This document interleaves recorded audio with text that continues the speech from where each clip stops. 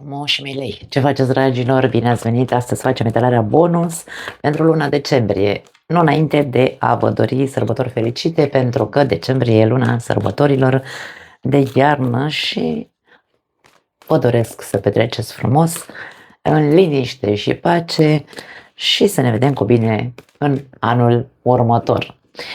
Hai să vedem. Ops, ok, ce vor să cadă? Au sărit 3 cărți, le luăm, că de 3 avem nevoie, așa că hai să vedem. Prima carte pentru voi, protecție. Dă drumul la ceva, trebuie să renunți la ceva cumva, ceva ce te trage în jos, tu știi. Și ego și frică. Ok, avem timpul la capătul cărților. Dragii mei, pentru unii dintre voi, ori voi continua să fiți pe protecție, da? Vedeți dușmanii în jurul vostru la orice pas, toată lumea e dușmanul vostru, simțiți nevoia să stați în gardă. Există aici un mare sentiment, de ce? Din cauza fricilor. Vocea din spatele rațiunii tale îți spune anumite lucruri monstruoase, da? E ca și cum îți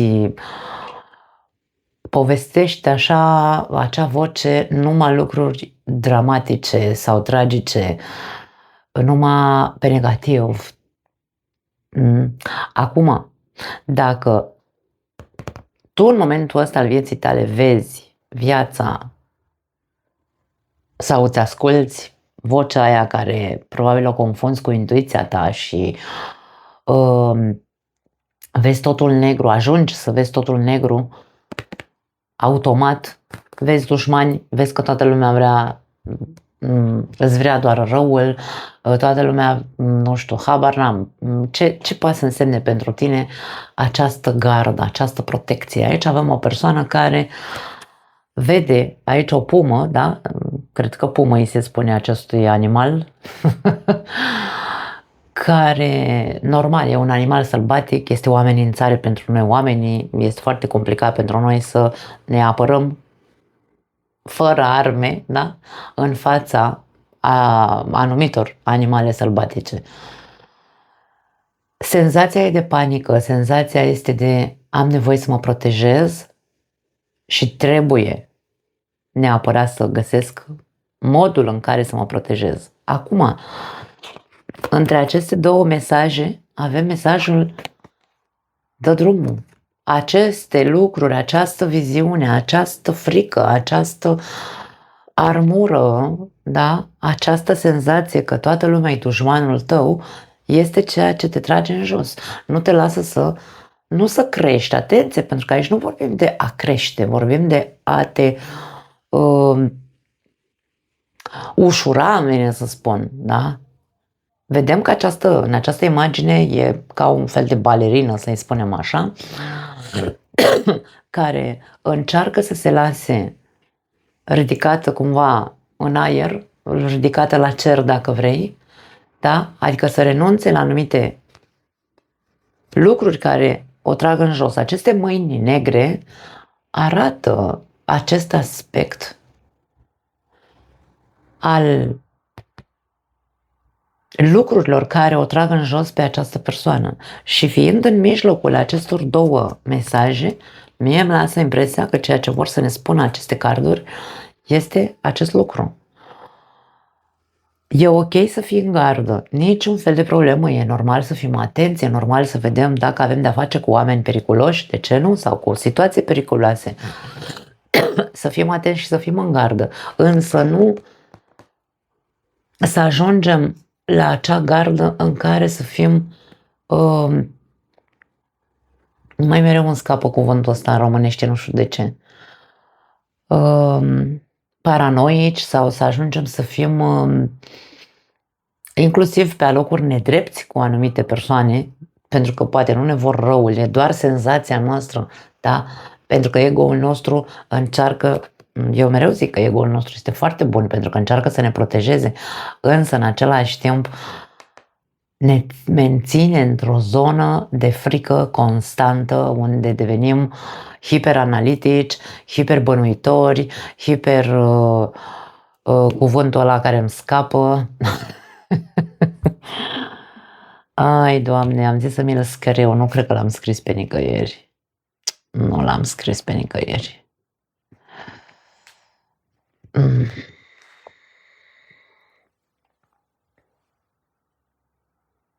În fine,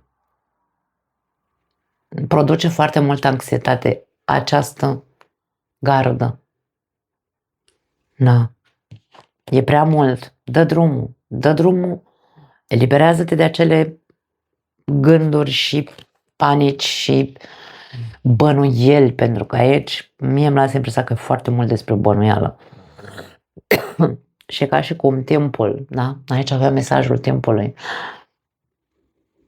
Nu știu dacă tot la voi a fost, dar țin minte că de câte ori, bine, în anumite circunstanțe sau în anumite etalări, când iese această carte a timpului, mie îmi vine în cap tic-tac, tic-tac, tic-tac. Poate că de mult timp stai în această gardă.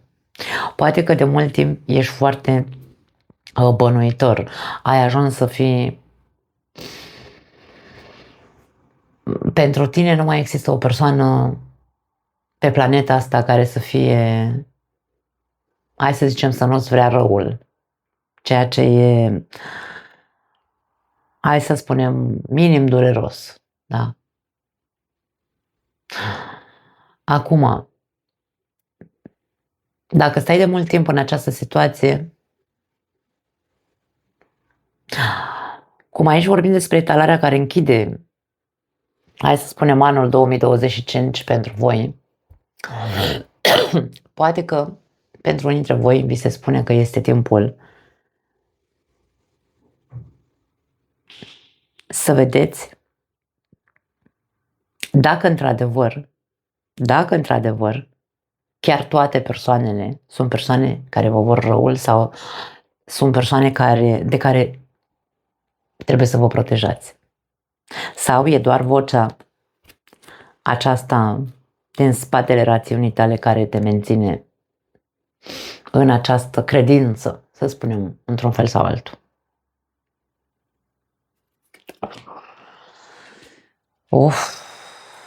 Da. Și la leu și la rac au ieșit, hai să zicem că sunt singurele zodii deocamdată unde etalarea asta a ieșit foarte, hai să o numim, complicată și diferită față de ce am văzut la celelalte zodii. Hai să vedem alte mesaje pentru voi. Tot încerc să mă gândesc la cuvântul ăla care nu mi-l aduc aminte niciodată. Cavalerul de spade. Mesajul cavalerului de spade este: fii ambițios, urmărește-ți fiecare vis. Cavalerul de spade este în tarotul clasic acel cavaler care eu îl numesc care limba ascuțită, e ăla care se duce să-și rezolve problemele. Este intelectual și acționează prin sau cu strategie ca să-și rezolve problemele. Da? Spada înseamnă aer, adică înseamnă comunicare. Însă, în același timp, spada are două tăișuri și depinde cum spunem lucrurile, pentru că eu de-aia spun mereu că ăla are limba ascuțită. Dacă tu ești în gardă, dar ai de rezolvat niște lucruri, în loc să stai în gardă, pune mâna și vorbește, însă nu pentru a ataca. Aici ai nevoie de inteligență, să zicem, sau de o strategie în care să știi să spui lucrurile ca să se rezolve odată pentru totdeauna. Nu este despre a ataca, nu este despre a fi, cum să spun, cum zice aici, fi ambițios. E ok să fii ambițios, însă nu pentru a călca în picioare, da? Nu pentru a călca în picioare pe nimeni, ci pur și simplu pentru a rezolva lucrurile. Indiferent ce lucruri ai tu de rezolvat. Dacă vin de aici, poziția ta de atac este din ego, aici eu nu am ce să spun. Nici nu mă bag să spun mai mult, e treaba ta, tu trebuie să... tu ești singura persoană care știe dacă aceste atacuri sau aceste rezolvări, aceste lucruri pe care trebuie să le rezolvi într-o anumită energie atacând și tu ești singurul care știi dacă e din ego pentru că vrei tu să-ți, nu știu, protejezi ego-ul sau vrei tu să arăți lumii ceva. Tu știi, eu acolo nu mă bag. Luna. Luna este cartea trecutului, Luna este cartea fricilor noastre, Luna este cartea acelor resentimente pe care poate le-am strâns în noi, secrete, nu știu, din nou vorbim traume, frici, vorbește și despre intuiție Luna, însă da, ok, ia ascultă-ți intuiția. Dacă intuiția ta spune du-te și atacă, du-te și fă-o, vezi cum iese treaba. Dar ai grijă la ego, pentru că s-ar putea să și-o ia un pic în barbă ego-ul tău și să nu-ți placă situația, da? Acum, Luna vine cu următorul mesaj. Este esențial să-ți acorzi timp, ok? Timp pentru autoreflexie profundă. Asta e mesajul cu care vine acest card. În loc să pornești la drum cu sabia în mână, mai bine oprește-te, reflectează și vezi ce și de ce îmi vine să spun, de ce ai lăsat atât de mult timp să treacă și acum cumva ești gata de atac, să începi să tai capete. De ce? Tai și ești blând, dă-ți timp și reflectează asupra trecutului ăstuia, asupra lucrurilor la care trebuie să renunți ca să te eliberezi odată. În jurul acestei fustei acestei persoane, dacă vedeți aici, sunt două, hai să le numim, desenate două lanțuri. E ca și cum această persoană se descătușează, de aia se spune dă drumul. Descătușează-te de acele lucruri care te trag în jos. Și mie am lăsat impresia că ce te trage în jos este doar această gardă și această voce pe care tu o tot asculți și dai crezare în continuare. Avem 7 de cupe. E doar o iluzie. Mie îmi vine să spun că tot ce se întâmplă în tine este doar impresia ta. Și tu te retroalimentezi cu acea iluzie. Ego-ul tău te minte, îmi vine să zic. Dragii mei, eu nu știu despre ce e vorba aici, nu știu care e povestea voastră, însă 7 de cupe, Luna și Cavalerul de Spade, ca și cum tu ești pregătit să te duci doar să fie așa ca un anarhist care sări și vă sparg pe toți, pentru că eu sunt sigur, da? Intuiția mea îmi spune că așa e, Doamne, așa e. Nu văd mai departe de ego-ul meu, nu văd mai departe de părerile mele. Îmi pare rău, dragii mei, puteți să ziceți ce vreți în comentarii. Eu asta simt să transmit. 7 de cupe vine cu următorul mesaj. Nu toate opțiunile care ți se oferă sunt opțiuni bune pentru tine. Așadar, care crezi tu că sunt tacticile tale în povestea asta? Ce tactici vrei de fapt să implementezi? Crezi că ai foarte multe tactici sau ai foarte multe opțiuni la mână să zici, ok, dacă nu mi iese planul A, mi iese planul B, C, D, E și așa mai departe. Și-ți blând, dă-ți timp și reflectează asupra acestor planuri pe care ți le faci. Reflectează asupra ceea ce îți vine în mintea ta. Nu pot să zic altceva, îmi pare rău, nu cred că o să-ți iasă pasența. Vei vedea. Vei vedea, dar nu cred. Avem Marele Preot aici, la capătul cărților. Tradiția este importantă, dar nu trebuie să fie totul. Tradiția, la ce se referă tradiția? Marele Preot este cartea familiei. A familiei, a căsniciei, da? În această fotografie avem cumva o bătrânică care stă în spatele unei tejghele și avem aici doi copilași care au ghiozdanele în spate și ca și cum, da, unul cu ghiozdan, unul cu o poșetuță și ca și cum sunt copiii cărora această bunică, ca figură de autoritate sau figură de profesor, da, le învață probabil pe aceste copile, pe acești copii îi învață cumva, nu știu, lucruri tradiționale, cam cum ar trebui să fie lucrurile, da? Cam cum ar trebui să se comporte, probabil.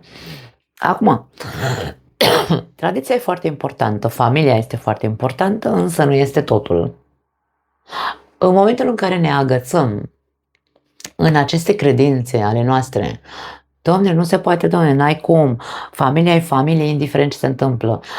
Lasă-mă să discrep un pic cu tine, ok? Dacă asta este marea problemă cu care tu te confrunți. Dacă bătălia se dă în familia ta sau în relația ta, mi-e indiferent, pentru că Marele Preot e cartea familiei, incluzând relația de cuplu.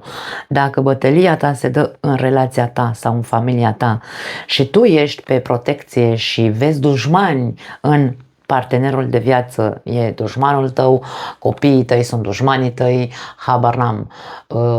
Nu neapărat, dacă nu mergem atât de departe, leii nu fac parte din această categorie. Leii sunt lei. Leii sunt protectori în legătură cu copiii lor, cel puțin, da? Însă, dacă bătălia se dă între tine și un membru al familiei tale, indiferent că nu e partenerul de viață sau copiii, sunt, nu știu, părinții, frații, verii, habar n-am. Dacă tu îi vezi dușmani și ții neapărat, ego-ul tău ține neapărat să rezolve, Domne, da, să rezolve și să dea în stânga și în dreapta în acea familie, pentru că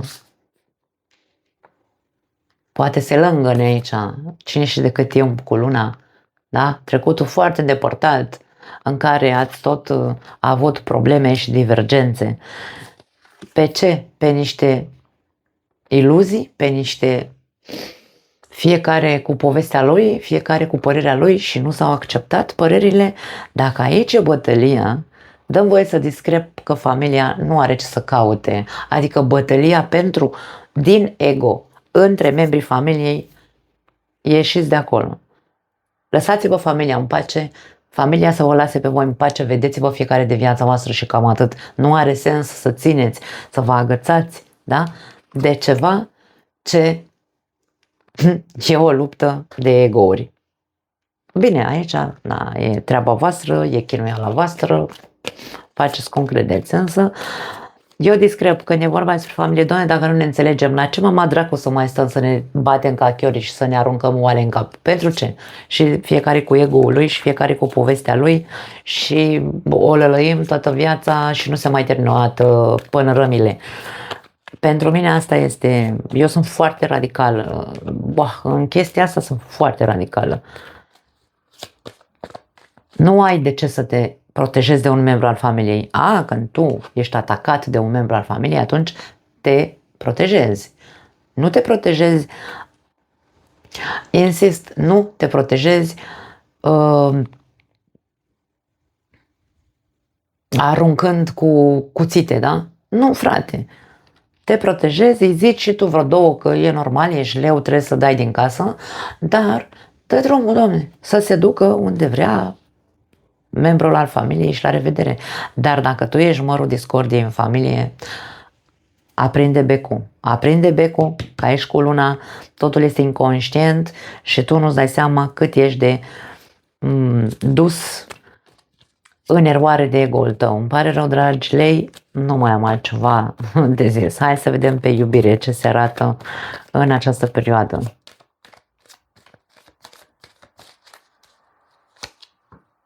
Exprimă-te cu iubire, poftim. Da. Merită să aștepți și poți să iubești fără frică. Da, aici avem o problemă cu unii dintre voi. Iubește-te pe tine primul. Dragii mei, unii dintre voi aveți o mare problemă de autostimă, poate că ego-ul este foarte inflamat, însă autostima nu este sănătoasă, este una bolnavă, pentru că atunci când intervine ego-ul nostru și ne induce frici pe toate, hai să le numim pe toate categoriile vieții, da? Pentru că autostima noastră nu ține doar în relația de iubire, nu, atenție, cine nu știe să cerceteze. Autostima noastră ține și de noi ca persoană, care este prețul pe care îl pui pe tine, cât te valorezi tu pe tine, asta e autostima din punctul meu de vedere, cât te respecti tu pe tine, pentru că dacă tu ai impresia că te respecti, având un ego inflamat, în care vezi doar negru în viața ta, în jurul tău, da? Vezi doar atacuri și doar amenințări. Nu e așa că nu se pupă cu autostima sănătoasă? Nu e așa? Așadar, este vorba despre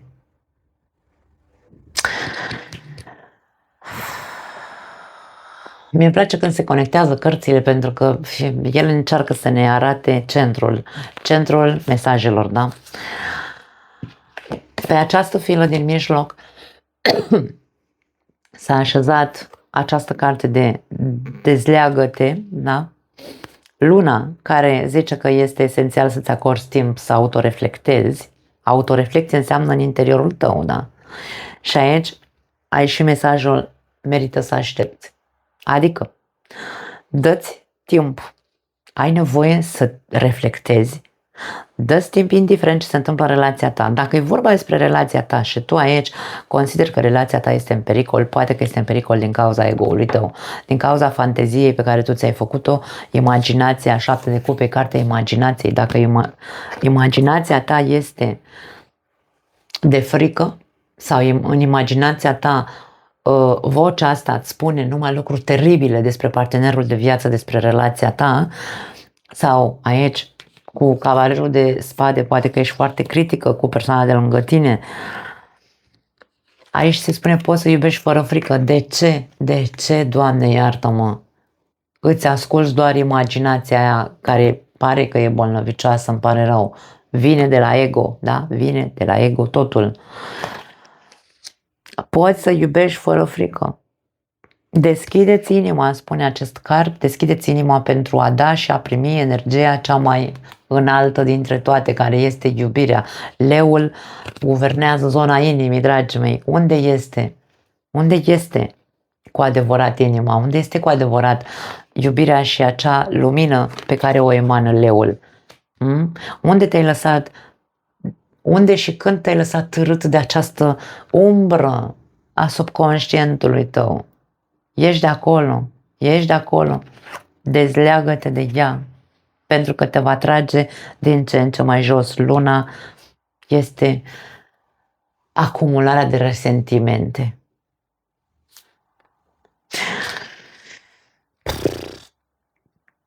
Când a fost ultima oară când cu adevărat i-ai vorbit frumos partenerului de viață? Când a fost ultima oară când... Aici putem să vorbim despre viceversa, dragii mei, când vorbim despre partener de viață, da?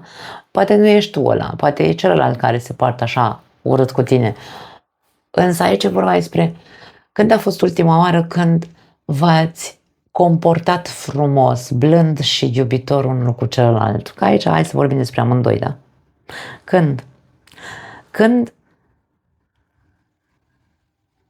v-ați deschis ultima oară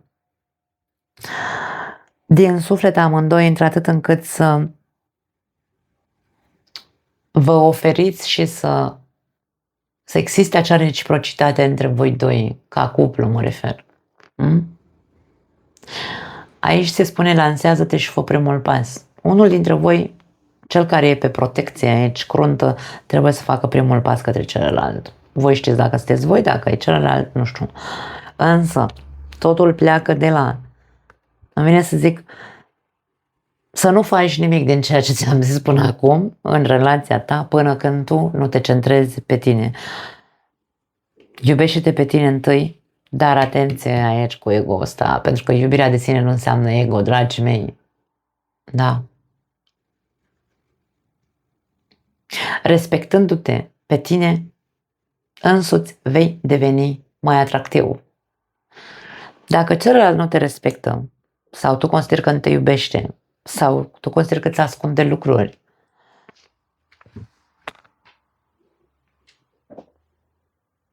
cum îți impui tu respectul? Că până la urmă nu e neapărat vorba de a impune cu sabia mână aici, da? Tu mă respecti pe mine că eu sunt Xuleasca și trebuie să mă respect. Nu, nu, nu. Aici vorba despre ok. Hai să vorbim pentru că sunt lucruri din trecut pe care nu le-am rezolvat. Hai să punem punctul pe ei, da? În relația noastră. Acele secrete, acele, nu știu, 7 de cupe, poate fi cartea Visului cu capul norii, da? Telenovela, cum îi zic eu. Hai să clarificați întâi lucrurile astea și să vedeți dacă într-adevăr există lipsă de respect sau nu. Că poate există lipsă de respect de ambele părți, nu doar din partea unuia. Mie vine să spun că această relație nu este despre a vă despărți. Această relație este despre a învăța să vă exprimați, dragii mei, fără sabia în mână și fără ego-uri, fără lupte de ego, care are dreptate și care nu are dreptate. Nu. Dacă sunteți singuri, acum dacă voi sunteți pe protecție și adică vedeți numai, nu știu, persoane interesate în jurul vostru, cum sunt femeile, da, ăsta vrea doar să mă așa și bărbații spune astea sunt numai pe interes, că astea sunt cam singurele, bine, printre cele mai importante lucruri care se spun când o persoană este în gardă și nu vrea să intre în alte relații și a făcut viziunea ei despre toate femeile scurve, toți bărbații sunt niște proști și e gata. E bine, acum, hai să discrepăm din nou, da? Sau să discrep eu cu voi. Dați drumul acelor credințe, dragii mei, pentru că sunt doar credințe care vă limitează și care vă mențin într-o zonă de frică constantă în a nu intra în relație din nou. Tu ești o persoană foarte puternică, care poți și ești capabil să te aperi aici cu cavalerul de spade. De ce să stai să te conducă aceste frici în care refuz tot din cauza că eu m-am părlit de prea multe ori și nu mai îmi trebuie, Doamne, da? M-am fript. Ok, poate că nu toate opțiunile pe care le ai ca partener de viață sunt minunate, însă asta nu înseamnă că trebuie să te închizi în totalitate, da? Așa cu lacătul, că aici avem niște lanțuri. Poate că este timpul să începi să devii și tu acela care erai dezvolt, să îți dai voie să strălucești, aici să, nu știu, să știi, să îți respecti standardele când cauți pe cineva, da? Sau mă rog, când ești dispus să intri într-o relație. Nu orice, nici orice, hai să zicem, nu știu, băbălău sau băbăloaică să îl primești în viața ta, însă aici e vorba despre respectul de sine, trebuie să existe ca să îți dai voie să iubești, da? Îți dai voie să începi să ai încredere în oameni. Merită să aștepți, da? Sincronicitatea divină va acționa în viața ta amoroasă, ni se spune în acest card, dar tu ai nevoie să faci o autoreflecție în ceea ce te privește interioară, da? În care să ajungi cumva la pace cu ideea asta de toate femeile sunt curve și toți bărbații e proști. Cam asta e ideea. Hai să vedem mai departe. Alte mesaje. Wow, cea mai lungă etalare e a voastră. Da. Alte mesaje pentru lei.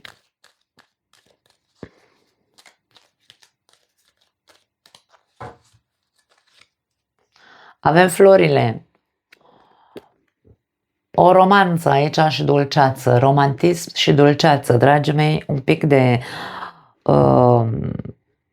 vorbă dulce, mult aduce, cum se spune, un pic mai mult de romantism, dar nu romantism din ăla de Romeo și Julieta, vai, murim unul pentru altul, nu. Nu știu, mai du și tu, fii mai atent cu partenera de viață sau cu partenerul de viață, de ce nu, Atent în ce sens? Cumpără, Doamne, și tu un bochet de flori din când în când sau un detaliu, fă ceva pentru persoana iubită. Să vadă că intenția ta este de a, nu de a o recuceri, ci de a îndrepta lucrurile între voi. Da? Un pic de dulceață pe buze, că aici atât cavaler de spade cu limba ascuțită ajunge. După aia avem pretenții, nu? Noi să fim aia care aruncăm venin și după aia avem pretenții să fim iubiți. Nu se pupă, dragii mei, hai să încercăm să ne dăm seama, da? Avem iepurașul aici care vine cu frici, da? Și cu sarcină. Acum, pentru unii dintre voi poate că ar trebui să vă protejați în cazul în care avem protecție aici. Protejați-vă să nu cumva să mai rămâneți și însărcinați, ca după aia să nu mai știți pe unde să scoateți cămașa și să rămâneți aici agățați de familia tradițională, pentru că, vezi, Doamne, a rămas gravidă și, Doamne, n-am ce face, trebuie să rămân aici în relația asta toxică. Poate fi vorba despre o toxicitate aici pentru unii dintre voi, da? Dar totul pleacă de la această imaginație bolnavă care se află în unul dintre voi. Ce știu eu, poate nu-i la voi, na, să sperăm. Avem rechinii care vorbesc despre putere și supraviețuire. Acum, putere, dragii mei, voi oricum sunteți o zodie puternică, însă puterea nu ne ajută cu nimic când o folosim pe negativ. Nu ne ajută pentru că e destructivă, atât pentru noi cât și pentru ceilalți. Nu am altceva de zis, îmi pare rău.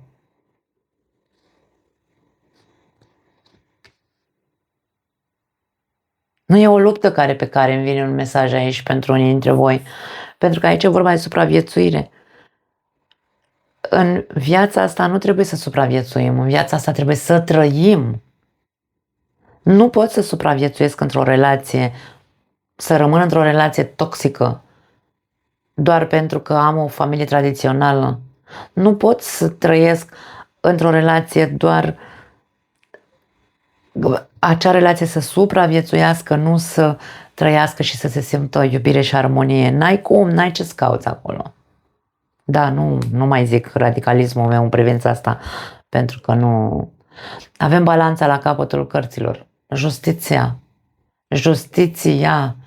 Care este dreptatea, care este adevărul pe care nu îl acceptăm, nu îl acceptați, care este...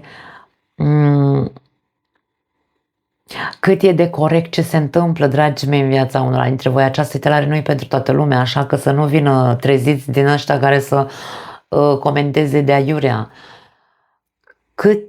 Care e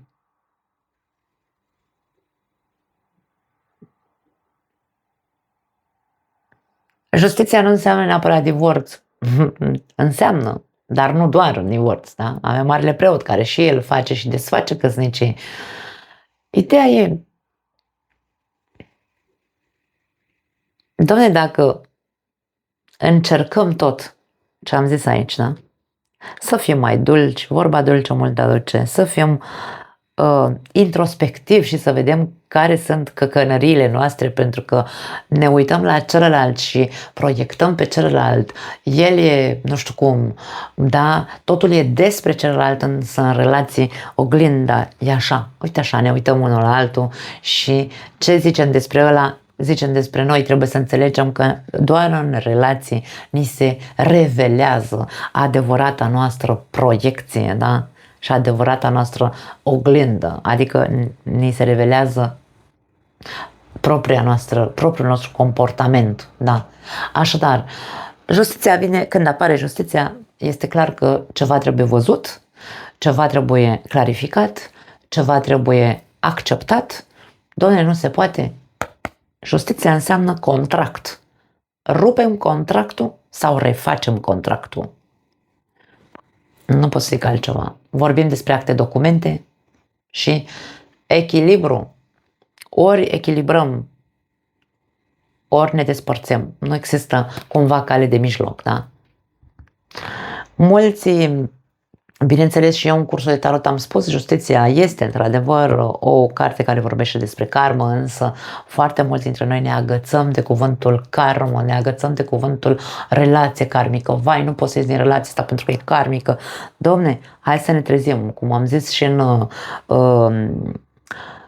cursul de astrologie, hai să ne trezim pentru că toți avem discernământ, dar ne agățăm pentru că ne place să fim așa noi centru ego-ului nostru și ne agățăm de orice căcat ca să nu vedem un adevăr și, bine, să nu ne vedem pe noi înșine. De-aia ne agățăm și nu facem decât să învinovățim pe alții, dar pe noi nu vrem să ne vedem. Nu, că doare prea tare.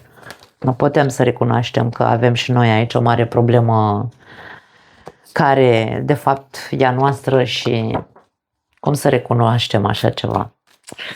Ok, hai să finalizăm încă 3 mesaje pentru voi. Mamă. Ultimile luni la voi au fost foarte dureroase mesajele și culmea că n-am primit nicio înjurătură. Așa că, na, dacă acum primesc, asta e. Eu, dacă vreți să omorâți mesagerul, e treaba voastră.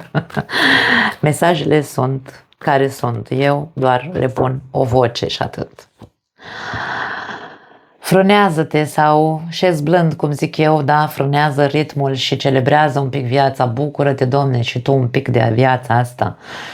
Atâta gardă, atâta frică, atâta stat pe atac, atâta, stai jos, uite aici am o persoană care stă pe un tron, tu, dragă leu, rege al junglei, așează-te pe un jilț, pe un tron, ia și bea o cupă de vin și pur și simplu uite-te în jurul tău și vezi cât timp ai de când n-ai mai văzut nimic frumos în camera în care te afli, nimic frumos în viața ta, nimic frumos la muncă, la tine, nimic frumos pe nicăieri. Viața, insist, este pentru a o trăi, nu pentru a trece ca gâsca prin apă prin ea. Frânează acest ritm învolburat pe care îl ai și bucură-te de viață. Nu te subestima. Să nu ai dubii în ceea ce privește valoarea ta personală. Dragii mei, eu mereu spun, toți suntem valoroși în felul nostru. Toți trebuie să avem un ego sănătos. Toți trebuie să avem o autostimă sănătoasă. Însă, de foarte multe ori,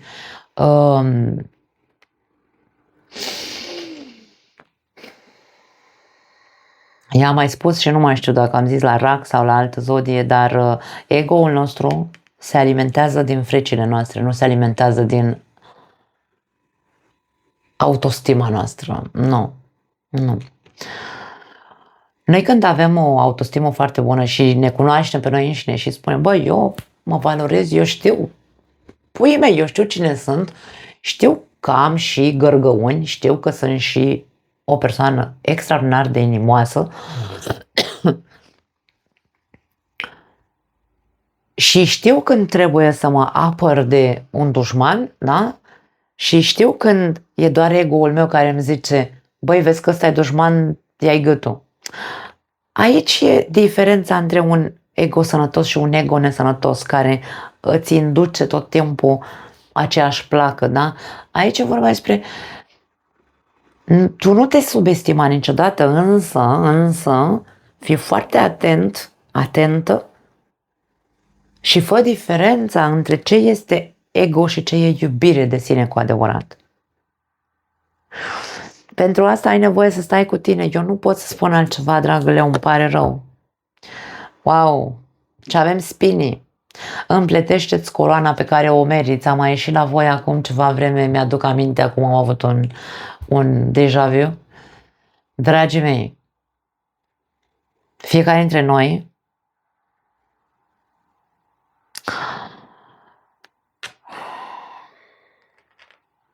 dacă ar fi viața asta să ne dea o coroană, Aici mesajul este să-ți împletești tu singur coroana pe care crezi că o meriți. Ce coroană crezi că meriți tu pe cap? S-a așezat aici pe partea asta cu ego-ul, cu toate astea. Ce coroană crezi că meriți tu? Aceea fantastică 7 de cupe din capul tău care crezi multe lucruri care nu sunt adevărate. Crezi că trebuie să lupți împotriva tuturor ca tu să supraviețuiești? Asta este arma ta din dotare, asta este puterea ta. Dacă viața n-ar împleti o coroană după merit sau după cum ne comportăm noi, probabil că ne-ar cam durea capul în fiecare zi și ne-ar cam înțepa așa viața, cumva. Ne aruncă țepi, mărăcini, trandafirii au țepi. De ce să ajungem să vedem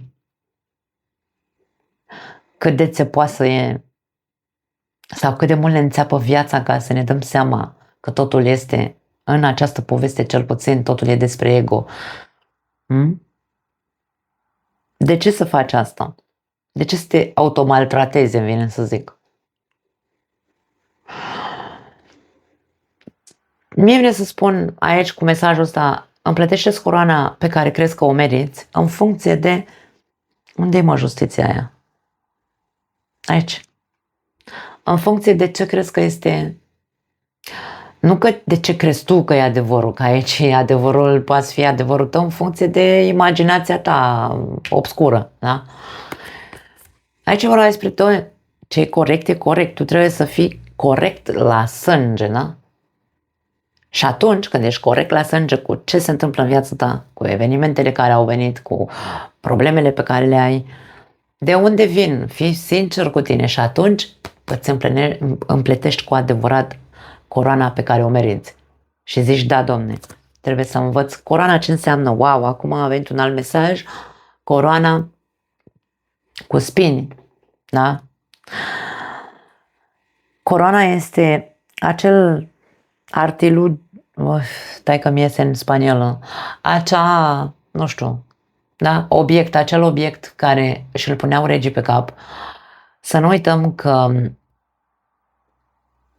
cântărește foarte mult, da? Și regele are întotdeauna această atitudine cu capul sus pentru că trebuie să-și mențină coroana. Când vorbim despre a menține coroana, vorbim de acea atitudine arogantă, pare arogantă, poate nu este, însă pare arogantă, pentru că pare că privește de sus întreaga națiune, regele, însă nu-l lasă pe rege să-și înclină capul. Dacă își înclină capul, îi cade coroana. Așadar, nu există smerenie. Asta era mesajul. Dacă nu există smerenie în tine și există doar ego, wow, cât de tare poate să doară. Îmi pare rău, dragi lei. Aici avem la capătul cărților o călătorie. Ai toate răspunsurile. Deci tu știi foarte bine. Tu știi absolut tot. Poate că tu știi că e ego, poate că tu știi că ești o persoană cu limba ascuțită, poate că tu știi că, nu știu, ai foarte multe resentimente pe care le ții în tine, poate că tu știi că vrei să rezolvi niște lucruri, dar nu știi să le rezolvi cu amabilitate într-un fel sau altul, ci doar pe tăiat capete. Tu știi toate lucrurile astea. Că nu vrei să intri în tine și să autoreflectezi și să vezi ce muncă ai de făcut, asta deja nu avem ce să intrăm acolo. E doar problema ta personală. Nu mai am altceva pentru voi. Wow, wow, wow. Îmi pare rău, dragii mei. Na. Ne vedem, dacă mai vreți, pe data viitoare. Vă pupăcesc. Ciao.